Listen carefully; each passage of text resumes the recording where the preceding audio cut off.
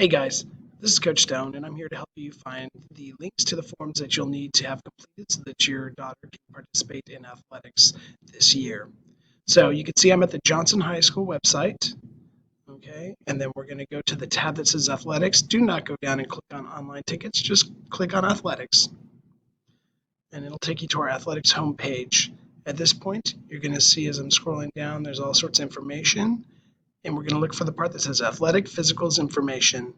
If you need to download the physical packet, you would click right here on the 2021-2022 athletic physicals. When we click there, you're going to find all the information that you need here. You have a blank medical history and physical form. Those come together.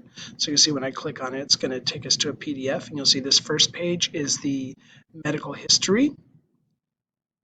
And please make sure that you sign and your student signs in the proper area and dates it. Again, you're going to have to print this out. And then the second part is filled out by the physician when they take their physical. And they will go through and fill all that out. And they'll put their information in here for you. If there are any things that are abnormal, our athletic trainers will go ahead and have a conversation with you guys and the athlete to try to find out what's going on. Everything should come back relatively normal, fingers crossed. So that's what it looks like if you're filling out the medical history form and the physical form, which you have the doctor fill out when you take them in for their athletic physical. The last form that's really important is the 2021-22 mandatory NEISD online forms.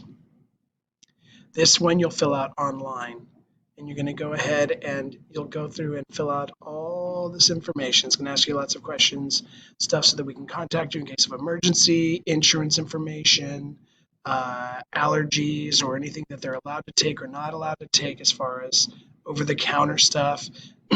Our athletic trainers here have some of these items available if we need to provide it for your daughter.